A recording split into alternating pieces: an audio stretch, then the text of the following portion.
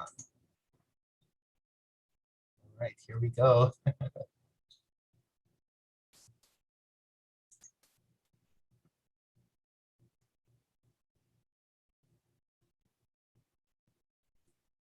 All right, hello everyone. Welcome to the Filmmaker panel discussion that's part of this year's Southeast Asia by Seattle, or SEAxSEA Film Festival, presented by the University of Washington Southeast Asia Center.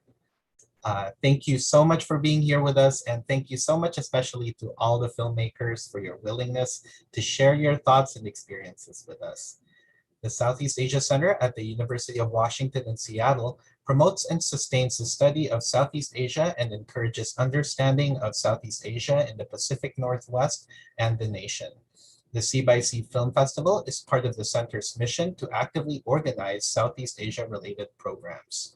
We aim to feature films that explore Southeast Asia and its diasporas and their diversity, emphasizing underrepresented communities and youth-produced visions of the past, present, and future. We hope that you have enjoyed our offerings over the past few weeks, and we are so excited to be speaking with a few of this year's filmmakers as they talk specifically about their experiences shooting films about Southeast Asia and its diasporas during our tumultuous times today. First up, we have the Hong Kong-based filmmakers of the short documentary Sisig and Puchero, Christine Vicera and Michael B. Rivera. Dr. Michael Rivera is a Filipino-Chinese Hongkonger working in food ethnography and biological anthropology. And Christine Vicera is a Filipino researcher and writer based in Hong Kong. Next up, we have the director of the short documentary Lonesome from Malaysia, Justice Khor. Justice is a copywriter, LGBTQ activist, and social filmmaker. His life mission is to produce captivating narratives that stimulate social changes. From Thailand, we have Ratchapoom Boonbunchachoke, who made Red Aninsri, or Tiptoeing on the Still Trembling Berlin Wall. Ratchapoom is a Thai filmmaker of Teochew Hainanese descent.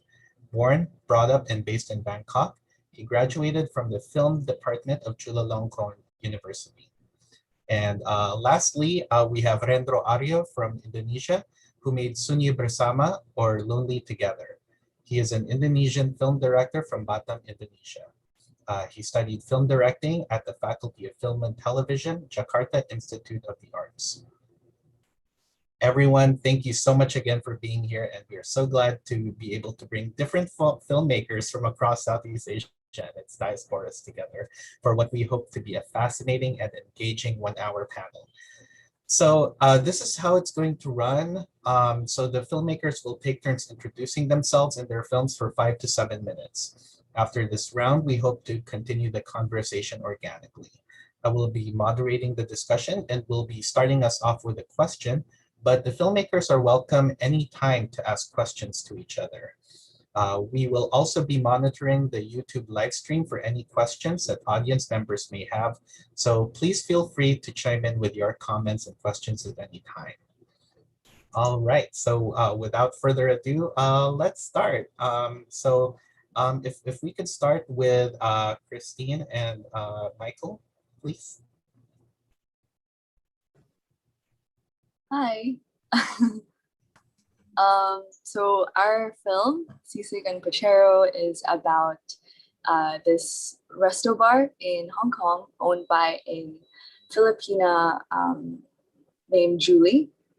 Michael, do you want to say a little more about it? Yeah, and in the film, we have conversation with Julie, we have a conversation with her husband, Alvin, and we just talk about what life is like to manage a resto bar and a karaoke bar during the time of COVID.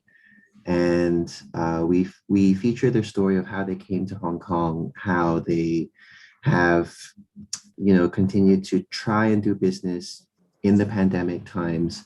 And then also, of course, we feature the 2 dishes that the documentary is named after, Sisig and Puchero, and we show Julie making those dishes sort of in a way as a metaphor of like all the ingredients needed to make a dish are just like in life, there are many ingredients that go into how to form a business and get to the place that we are in today.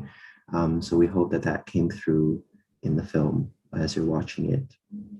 And of course, we're so thankful for anyone who has watched it, and we would love to know what you guys thought. If anybody does have any thoughts about their experience after watching it. Anything I missed, Christine? No, I think that's it. Great. Thank you so much. I have to admit, the food looks fantastic. I was getting so hungry and so homesick while watching your documentary. So thank you again for sharing. And okay, so next stop, we have Justice. Hi, folks. Good morning here in Malaysia in a gloomy Saturday but like good afternoon or good evening or good night, wherever you are in the world right now. My name is Justice. I use he, him, his as my pronouns. And I'm an LGBTQ activist based in Malaysia. I'm right now in Kuala Lumpur in the lockdown of COVID-19, sipping my coffee. It's a pleasure. Thank you so much to the organizer for including Lonesome in your amazing lineup. It's such a pleasure to be one of them, and it's an even greater pleasure to be here meeting all of y'all with the organizer and my fellow amazing talented filmmaker. Lonesome is essentially a metaphor of queer existential invisibility, using COVID-19 lockdown as a metaphor of isolation and marginalization happening in the film context, Malaysia, but I believe in the larger Southeast Asia region and just the whole region, we are experiencing the same isolation, marginalization, and oppression coming from different parties. In the film, we talked about the state, the religious body, schools, family, and a lot more. So just to showcase that the queer experience is intersectional. It's threaded with different racial contexts, cultural contexts, and also power struggle. Yeah, I'm over. Thanks.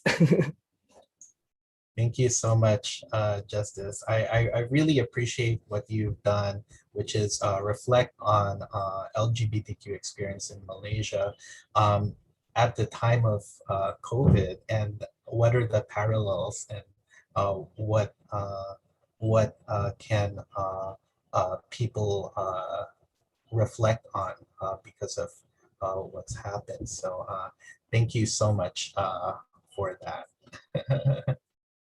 All right, up next we have Ratchapoom.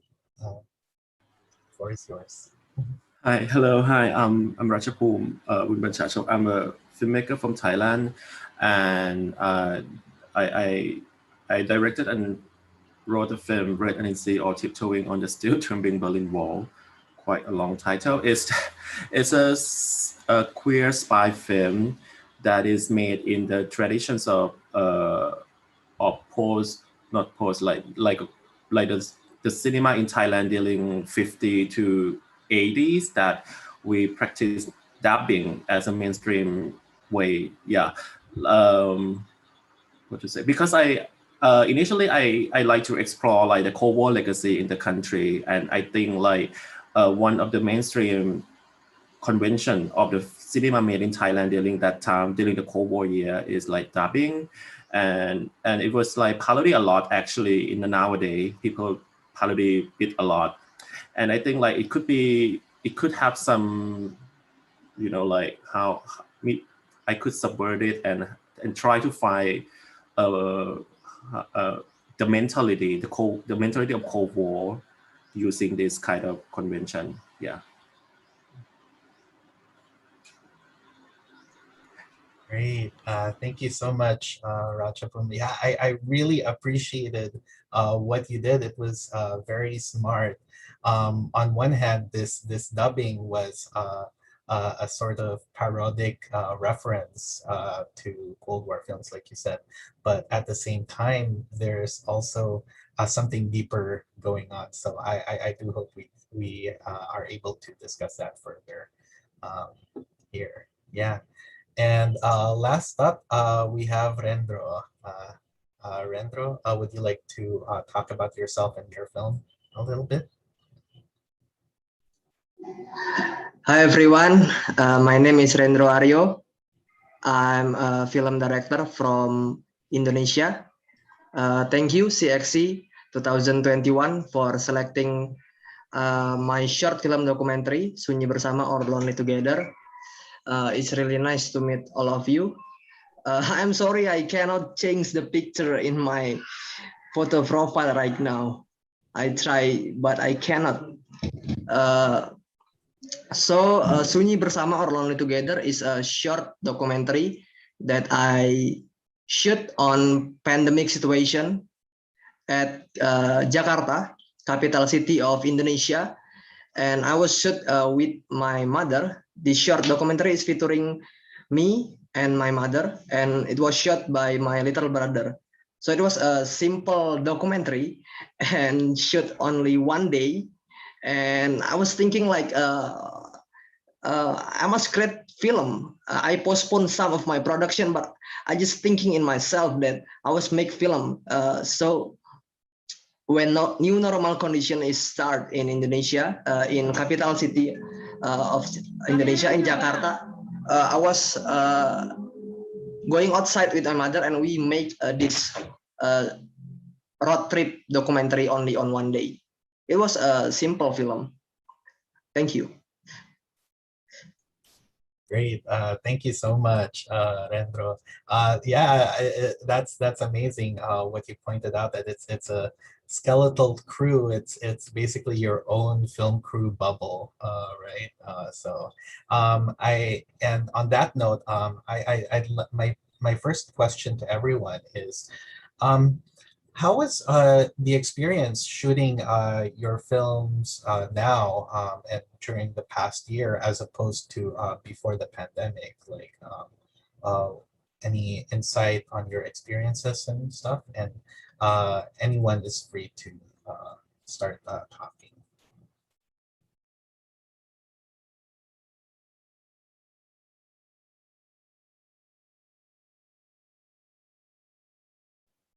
All right, I'll go first. I was like, before the idea of Lonesome came in when the COVID lockdown actually started, and then the friends around me are like screaming about how isolated and how marginalized they feel in their room with like stuck with four walls. And then I was like, yo, I've been dealing with this emotion for the longest time. You know, with my own identity as a queer person, I am sort of comfortable, but that's not true, because like in the long run, it takes a toll on me emotionally as well. But at the start, I feel like, well, I feel kind of okay, because like I'm used to isolation, marginalization. Then I sort of draw parallels of like these two circumstances that are happening right now. So I made a film, and voicemail is always a very interesting idea of like mitigating risk of my protagonist or my storyteller, because in the environment in the country that we lived in, that is still criminalizing the queer community. So I figured the voicemail is a perfect way for me to feature the story, but also not putting them at risk. With the visual, it's just a very simple poetic images that's accompanying the stories. And the idea came in because I just don't want to deal with the regulation of shooting. So it's just from the start is me and a cinematographer friend that I have, just both of us driving around the city and just drop by and take a still shot of stuff. Yeah, it's from the start engineered in a way to mitigate all the shooting regulation, because I don't want to think of that. So yeah. Great. Thank you so much for sharing about that. Yeah, the idea of the voicemail, right, is I thought that was a really great way to have your subjects talk about themselves in a safe space, while at the same time being vulnerable and open about their stories. I definitely see a lot of parallelisms between not only about the quarantine and the LGBTQ experience in Malaysia, but here in the U.S., the recent uptick on anti-Asian crimes as well. Um, so just that idea of having to of being scared for your life, literally. So yeah, thank you so much for talking about that very bravely in the Malaysian context. Um, if I may transition, I think the use of the voicemail, right, and the voice in order to talk about queer experiences. I think I saw a lot of it too as well in your film, Ratchapoom. Especially with your play of on dubbing and finding the characters' voices eventually. Would you like to share a little more about your idea and what it means to shoot that at this time? I would be happy to. Yeah. Actually, the film was originated like because I also teach film, and I also like kind of be a thesis committee as well. So in one university here in Thailand, and like a few years ago, there's one kid that he wanted to make a film that because there's a one genre in Thai cinema during the 80s that the name of the genre could be literally translated as like bomb the mountain, burn the hut, which is like an action film, kind of like action film from the 80s that the policeman goes to the like rural area and find the criminal, maybe drug trafficker, terrorist hiding in the rural village. And this kind of film were made like in 80s. They all were dubbed, and like it's very like a very cliche story. The police undercover as a new guy from outside of town. It's like a western actually, and he tried to like find out who's a criminal, who's a drug trafficker here in the village. And when he found out, he shoot and bomb the hut, burn the hut, bomb the mountain, something like that. And this kind of film, like, I don't know why, as my experience as a teacher, like every few years, one student would like to like make it. I don't know, like, oh, I want to make an action film from the 80s, and once every few years, one of them gonna like, I want to make it, and I want to like kind of like pay a tribute to the song, so I gonna make it dub, something like that. And also this one student, like he said, like I want to make this kind of film, and in a short film, and I want to make it a dub film, and then like people in the room, other committees and other students, like they were discussing whether like how to like update it, or if whether like that student did he want just to make like a loyal tribute, or he want to make like a more like a subversion or the constructions of the song itself. And then one of the committees, like he's a historian, like a Thai film historian, and he also gives some kind of like some information about the traditions of dubbing in Thailand, like apart from the logistic reasons that like it was very expensive there to record a sound on set. Like we didn't have equipment, like proper equipment to record a sound on set. And also for the reason that is quite incredulous nowadays is that the actors during the golden age of Thai cinema, like 50s, 60s, the actors were very much sought after. So maybe one actor who was very popular, he could shoot a film 5 films a day, like 1 in the morning, in the noon, afternoon, evening, and night. So he had 5 films a day. He didn't have time to memorize the script. So like he just like went out in front of the camera and his assistant just said a line and he repeated. So you could not record the sound on live there in that condition. So it's all in the post. So people, voice actor gonna like come adapt and film. But that's the logistic reasons, but there are also like kind of like ideological reasons that my friend who is a film historian said that actually also the audience that day kind of expect that every role in the film should have some proper voice. Like if you're a hero, apart from being handsome, you should have like a heroic voice, handsome voice. If you like a bad girl in the film, your voice also have to sound really like really bad, really troubling or something like that. And some actor could not deliver that. So the voice actor come to fill in that spot. Like, yeah, I could. So there's also a tradition that if you have this actor, you should have this voice actor to match. So if the pairing is not like what the audience expect, you may not have like a successful film or successful performance as well. So I think it's very interesting about how audience in those days like expect the voice to align with the physical appearance or something like that. You need to also sound heroic and look heroic. And then I in the thesis room, I suggested, oh, why would you like to try that? Like the hero who sound heroic from throughout the whole film, one day he wakes up and, oh, my voice is now a normal person and not the heroic voice anymore. I think it was a nice idea. So I suggested to him, like, if you want to update the tradition that you're playing with, and the student was like, no, I want to have a loyal, just a loyal, just want to make it strong, not just like to subvert or deconstruct it. So then I think like, oh, this is, oh, okay, so you don't use it, I gonna use it in the future, something like that. Yeah. Oh, maybe I just keep it to myself and made a film out of it in the following year. So yeah, so then I made a film. Great.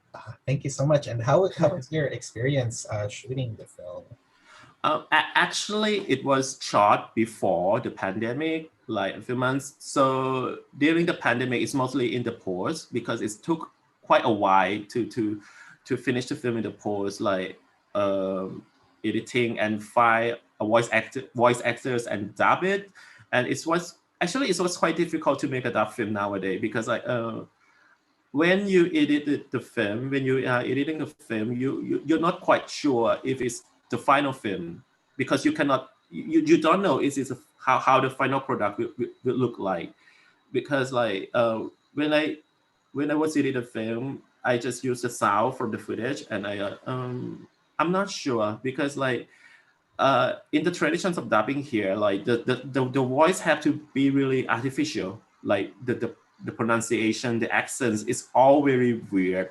It's not like everyday conversation at all. It's like no one's in real life gonna say this kind of sentence or this word in that way. It's really weird. So when I was editing the film, I wasn't sure if it's gonna work or not. Like if it's like, oh, if the emotional is right or not, is it off or not, something like that. So it's mostly like, yeah. So actually, yeah, the shooting was quite before, a few months before the pandemic. At that time, like no one expected that we're gonna live right now.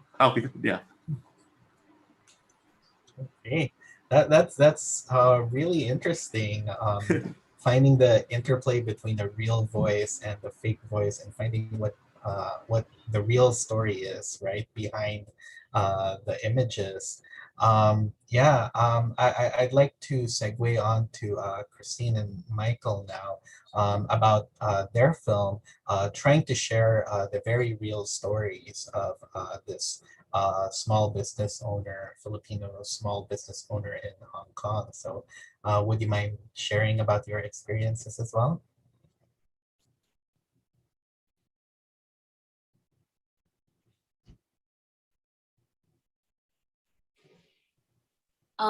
Yeah, so I think the idea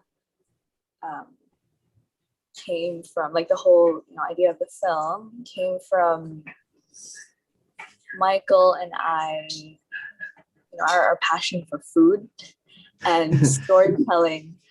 Food is such a great way to, open up conversations about, larger, broader societal issues. I think originally what we wanted to do was talk about or share the experiences migrant domestic workers face here in Hong Kong, in the context of COVID. As a Filipino who, I was born in the Philippines. I was born in Cebu, and I came here with my family when I was 2 years old. This whole pandemic has been so jarring because it's been 4 years since we were able to go back home, and a lot of the questions I think both Michael and I were thinking about is what happens when you suddenly lose access to things you've once had access to, and what are the alternate routes people have forged to go around the whole issue, the pandemic. And I think one thing that came to mind for the both of us is how food and cooking are just interesting, and even eating, right? It's just a process that is not just physical, but it's also it evokes a lot of memories. It evokes a lot of one thing I would tell Michael is that every time we would have dinner with our family, mom and dad would always talk about, we used to eat this back in the Philippines, and they would talk about their childhood and growing up, and those conversations were just so inevitable when we were at the table together, and that's something we wanted to explore. Michael, do you want to add on? Yeah, Janelle's is a very special place. One day, I hope all of you get the chance to come over to Hong Kong and we'll take you there. We were just there yesterday, in fact. And it really is such a place for communities to gather and still trying to keep safe, disinfecting our hands and the microphones. And yeah. I really enjoyed the experience of making the documentary. It actually is not something that Christine and I have done very often before. This is probably our first, or what we can call our first serious short film. And so, yeah, we're really proud of it and really happy with how it came out, because we think that Julie and Alvin's story is a really great example of the kinds of stories that you find here in Hong Kong. It's a big melting pot here that's the cliche way that we describe Hong Kong. Also different people with different stories of how they've come here, how they grew up here. And as Christine said, the food and just the business of a restaurant really brings out a lot of things about migration, or about family, about struggle and resilience. It all comes through, even though we're just talking about food. That's what all the conversations food can bring out. Yeah, definitely. Thank you so much for that. I was struck by, oh, and by the way, congratulations on your first film. And thank you for sharing this film with us. I was struck by, the way your observations on how the food is made, right? And what substitutions needed to be done, ways to adapt, ways to improvise based on where you are. But in the end, it still becomes a distinctly Filipino dish. So and so so you already have a relationship with this restaurant. Could you talk a little bit more about that, with the significance of that particular restaurant in the Filipino community in Hong Kong?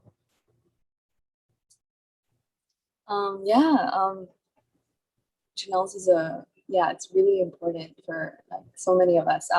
My first time at Janelle's was a few years ago. It was at an uncle's farewell party. And at the time it was at a different location. It was a lot smaller than it is now. It would just be a community space, as Michael said. There would be different groups of people who would come in. On the weekends especially, there would be lots of people from the Filipino community. It's just a nice place to really, in Hong Kong, with karaoke, it's I think different. Like we would have these like little booths. These little rooms where you would go in with like 4 or 5 friends. So it would be like, in these individual closed spaces. But Janelle's is like it's like a restaurant. You sort of pass the mic on to each other. And like I don't think anything like that exists in Hong Kong, maybe not that I know of. But yeah, it's just a great space to meet people and to build community. So, when COVID hit, obviously the first thing that came to mind was, oh no, like it's going to be so different because we're not able to, be together and enjoy compared to what it was like before. And yeah, it's just, I think, an interesting thing to think of. We managed to film it like on an afternoon. All of our footage was taken in one afternoon, which is astonishing to us.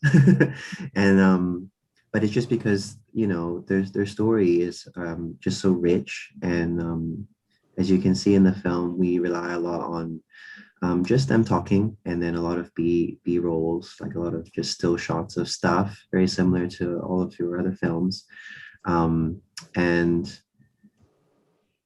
I think one thing that I always reflect on, like about the experience of making it, is that we're very proud of like our food culture here in Hong Kong. We're very, very proud of like our Filipino community here and what we offer, especially in terms of that karaoke and community space. And so we're really glad that we can kind of showcase that, because I don't think that most people who have never come to Hong Kong, they will imagine something about Hong Kong, and they might not know that this exists. And so this is a very like special diaspora, and featuring that was very important for us. Great. Thank you so much for sharing your story about that particular city and your place in that city. Something that has, I think, has many similarities with Rendro's film as well, where Rendro is exploring Jakarta under this new normal. So Rendro, would you mind sharing a bit more about your experience shooting with your family, and your insight into shooting now as opposed to shooting, pre-pandemic times? Sorry, this is my camera just correcting. I shoot this film Sunyi Bersama, Lonely Together, on new normal, when new normal condition is start in Jakarta. Before that, it was a local lockdown. So when local lockdown, people cannot go outside from the building. And I'm with my mother right now. This is my mother. She just came by. I make this film together with my mother. So it's just like a simple documentary. So we go from one place to another place to see what is happening in pandemic. So we don't have a script, and we don't know what will happen in on the street, or what will we see. So we go to cinema theater cinema theater is closed. We go to some place, we go to park, the park is closed. So when I make this film, I was thinking like this film is like a time capsule. So when people see this film, maybe 10 years from now, 100 years from now, people will see what is the situation when pandemic is happen in Southeast Asia, especially in my place in Jakarta. So I watched this film. The film title is Italian American. It was directed by Mr. Martin Scorsese, and Martin Scorsese made that film with his mother. It was a love letter from Martin Scorsese to his mother. So by imagining that thing, I want to make this film as a love letter to my mom. And I was thinking, I want to make this film for people I love. We stuck in a place for a long time. When in normal condition, I was going to cinema theater with my mom to see some of local film or international film. Sometimes we go to art house cinema, but cinema is closed. And then I was thinking fast, okay, this is new normal. We must go fast. We must create film right now. If we not make film right now, maybe there is a lockdown again, and we cannot go out.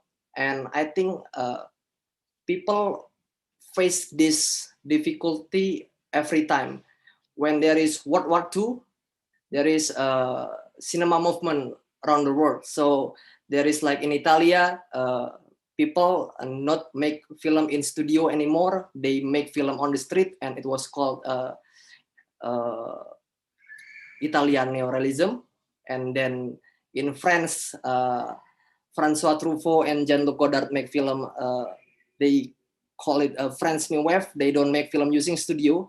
I think this time is time is difficult for all of us, but we learn from the past, from that energy from Italian neorealism, from French New Wave. We can do better. We can make new wave, especially in this condition.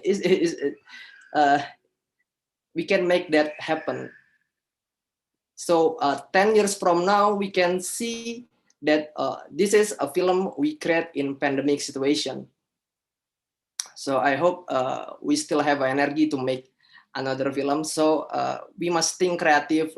We don't have a big crew. We don't have a proper crew, but we can make film just using phone or just using a webcam. We can make film using our creativity.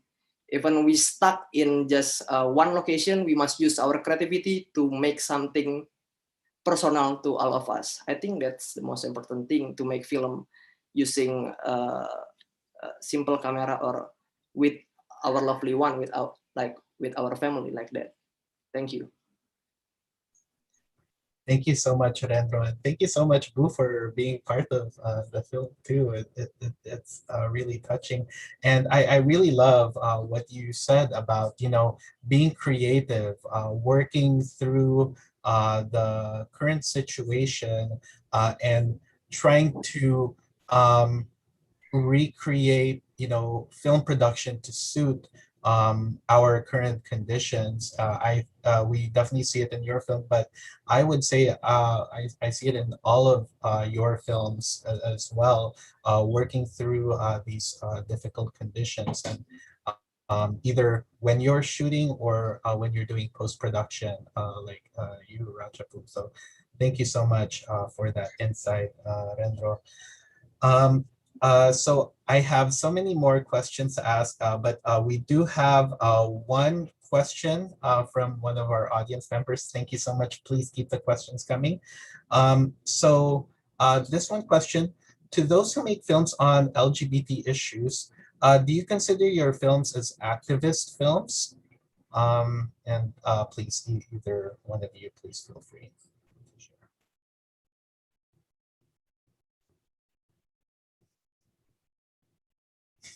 Ratchapoom, you want to go first?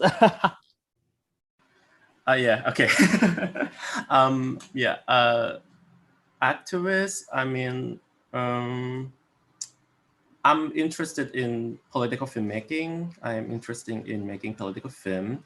But in Thailand, actually, like, there's many, I think there's like a genre called like boys love. I think for the international audience, like called boys love. And there's a lot of boys love short film series in Thailand, and they focus mostly on like romantic relationship and about like maybe identity issue, like I'm gonna come out to my family or something like that.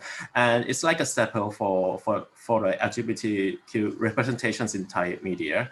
And when it comes to me, I feel like yeah, there's so many films about this identity politics and not so many films with like class politics that star LGBTQ character. So I think like so let's the order for me it's like maybe let the order doing some romantic film, and I would like to see film about like politics, class issue, but could have like a main character as queer character, because I think people like sometimes kind of like separate this two aspect apart, like a class like politic film have this idea of being politic film, and queer cinema has this another idea of being queer cinema, and they don't have like they don't actually they share some common ground. So I think like maybe it might be interesting to make a film that normally like exclusively reserved for straight character, but make it queer, something like that. Yeah. So when you say, is it activist film? Maybe yeah, it is, but maybe not like a strictly LGBTQ activist film. Yeah, that's for me. Yeah.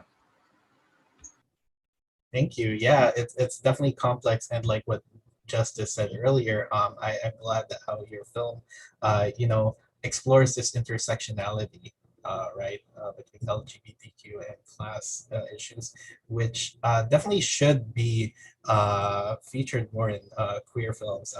Real quick question, I almost forgot to ask, is your protagonist's costume at least partially inspired by Chungking Express?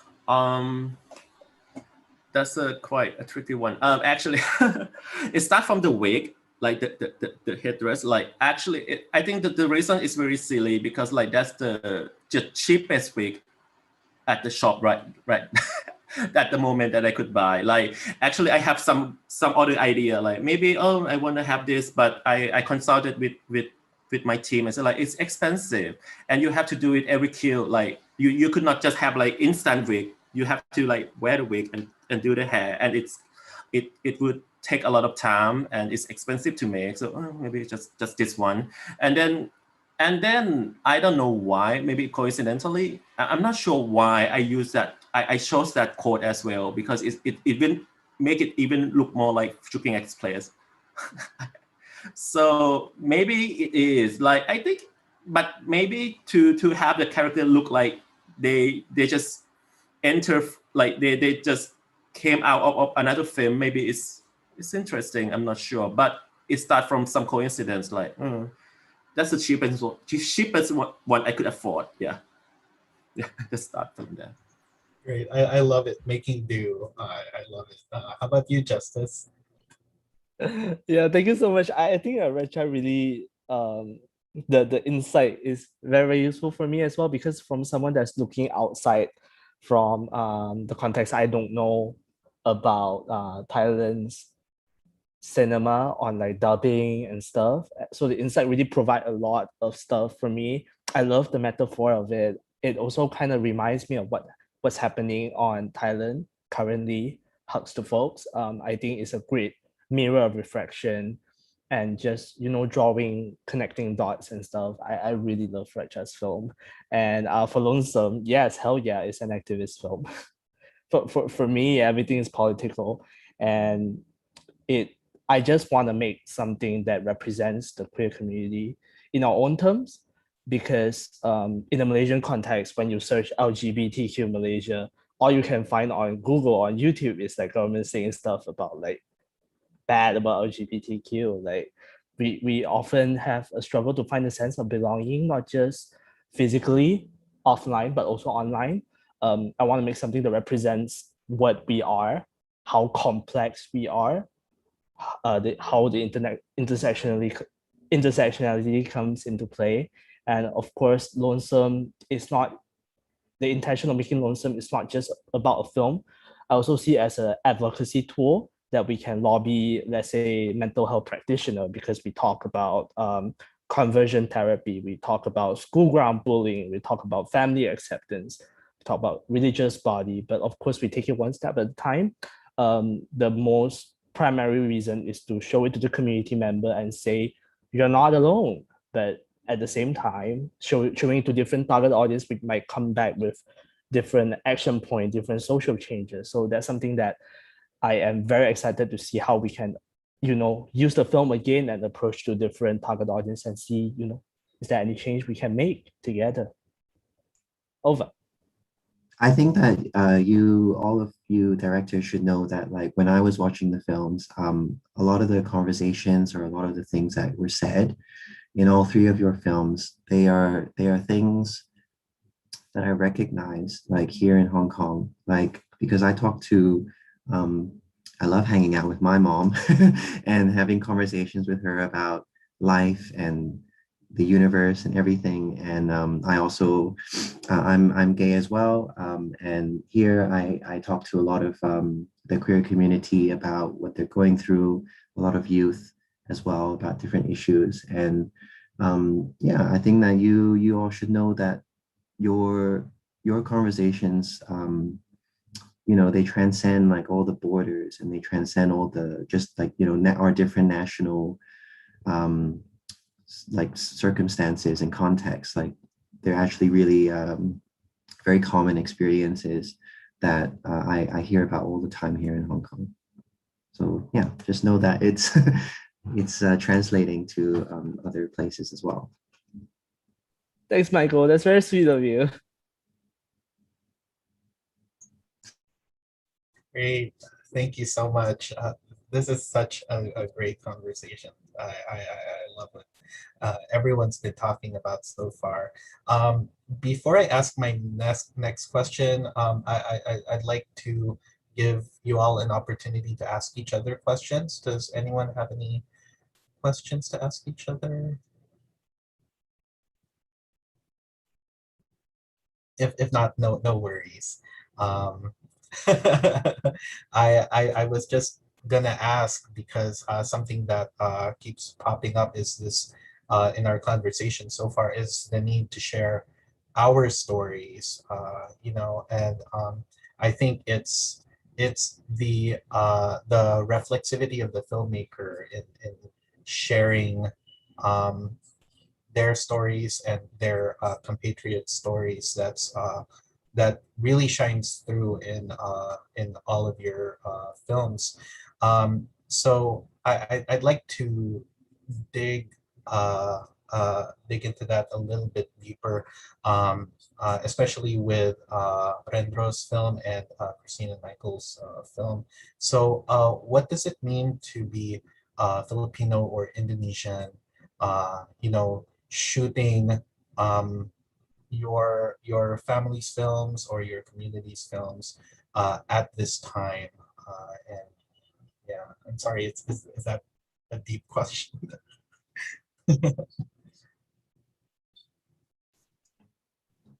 I think that during the process of our work on our documentary, like, I actually thought very often about, whether these kind of stories already exist, or whether they're already being told in other media or other projects. And the answer is not really. And I think especially like when you go to just, the biggest commercial cinemas, these are the sorts of stories, like all four of our films are not there.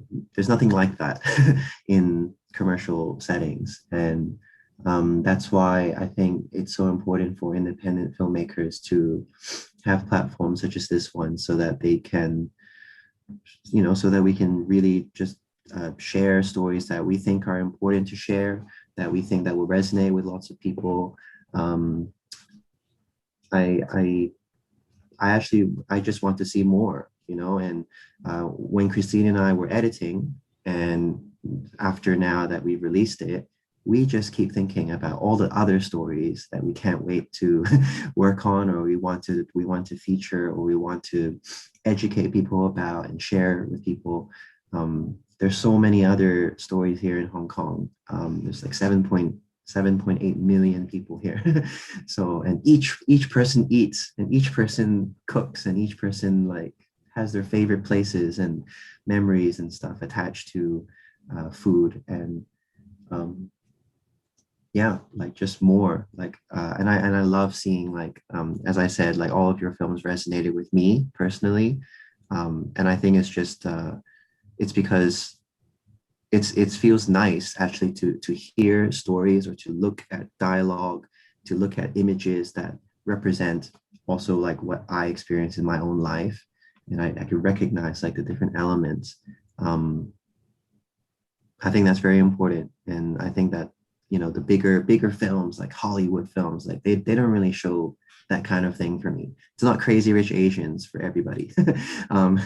So yeah. Great. Thank you so much for that.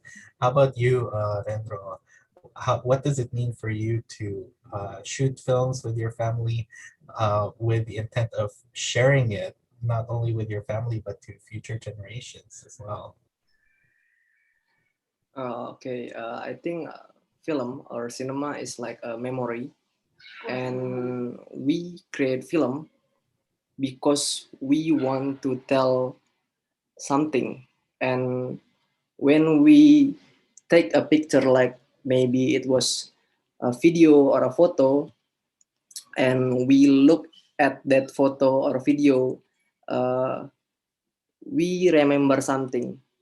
And I think film, when you make film with your family, is like a home movie. It was a really simple film, and you see it, and you look at yourself, and you find, oh, we face this difficult time, but we can share it using like internet and many other things. And maybe when I was in this pandemic situation, in local lockdown situation, I watched many more film than I was before.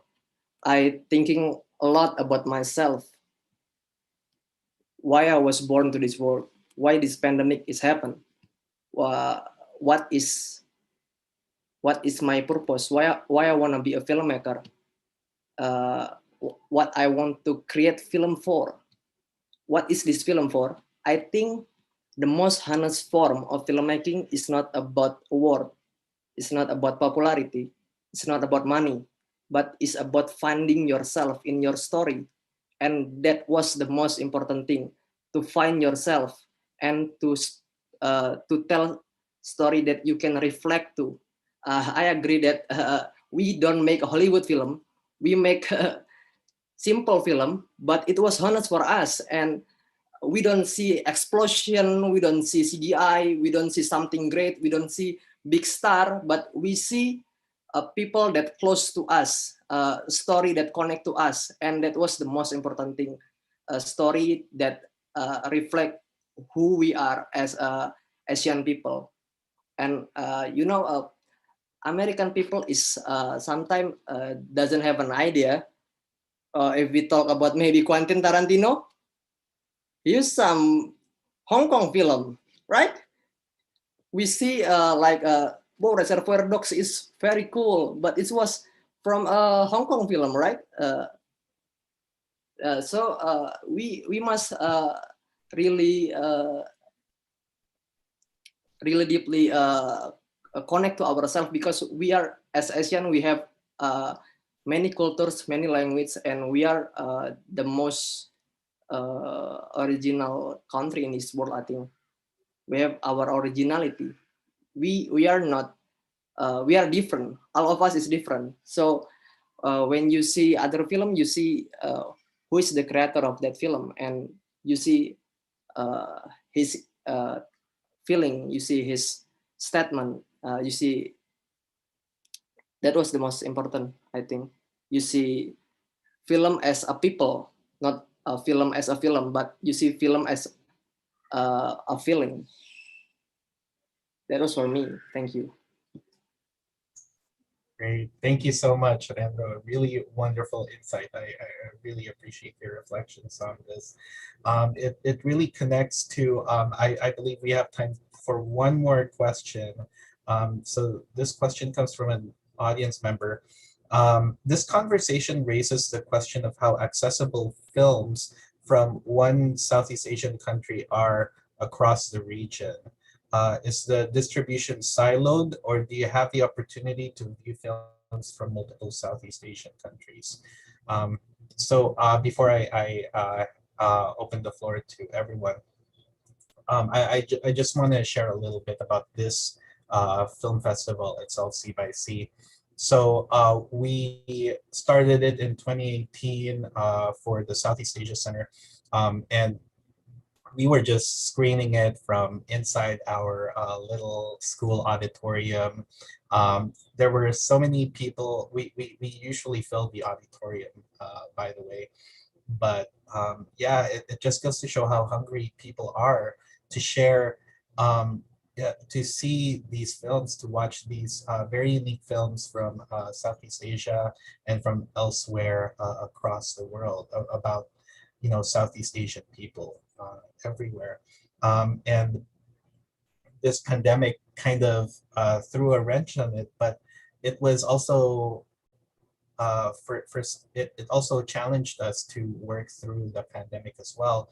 We moved it online, and it actually increased the reach of this film festival. So we've been able to share your films all across not only Southeast Asia, but all over the world. Yeah, so I think, this is really, I think this is the way forward. Perhaps, if we want to share keep continuing to share each other's stories, to keep listening to each other's stories, I think this is something. And this panel discussion wouldn't have been possible as well. This wouldn't have been imaginable before the pandemic. So imagine you're all from different countries. We're all from different countries, and we're talking to each other at the same time. We're having this conversation. So again, I really appreciate all of you sharing your stories and being part of this. Yeah. And does anyone else have any answers to this? I don't know if there are other perhaps Southeast Asia oriented film festivals in the region. Where else have you shown your films? Would you mind sharing?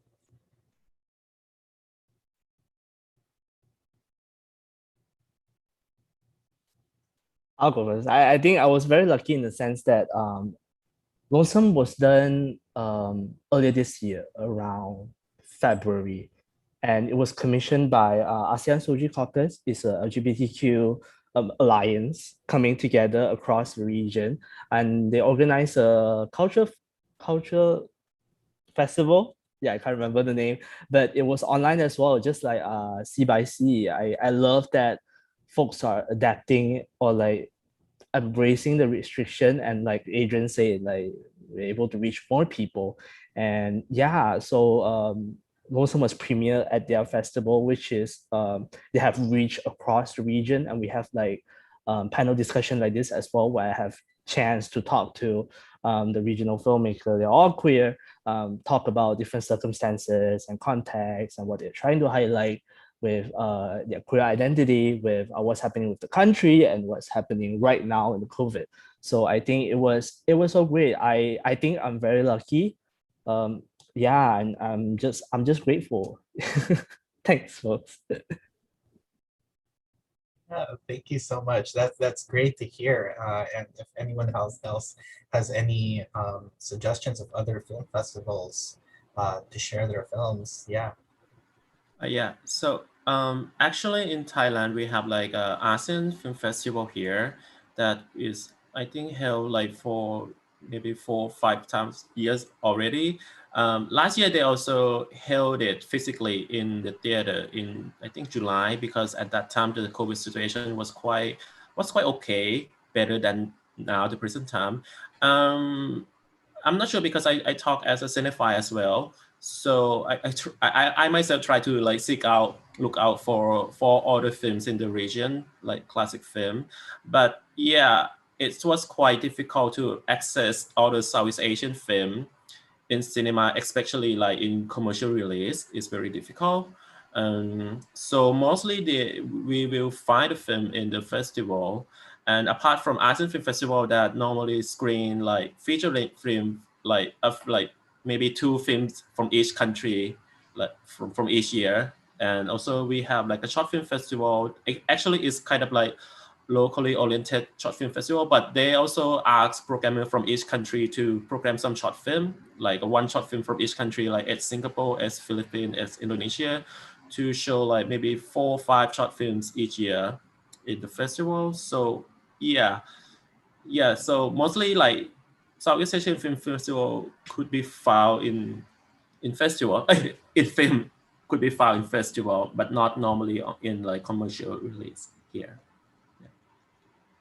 Great. Thank you so much. That's another film festival to look out for, the ASEAN Film Festival. So I know we're already over time, so being mindful of time. Does anyone have any concluding remarks, any final thoughts for all of us?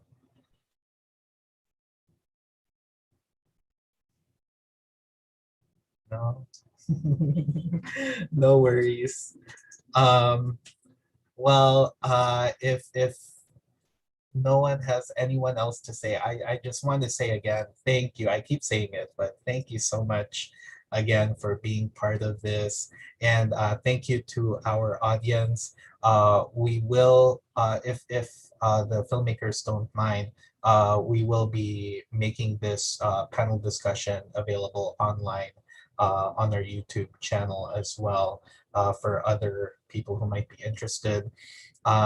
Yeah, so thank you so much. There's one more week to watch all of the other films in this film festival, and then we are planning to have a small closing night party on June 5th as well, just to celebrate this the end of this festival, as well as this weird place we're in, this weird pandemic time we're in. I mean, it's not the end, but but thank you so much again, and we will be sending out your certificates of participation soon.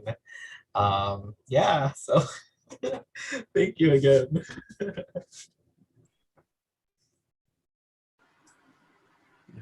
Thanks, Thank you. folks. Thank you. Thank you So so Nice much. meeting you all. Yeah, so lovely meeting all of you. Yes. Take care, everyone. Thank you, everyone. Thank you. Stay safe. You too. Yes. Bye-bye.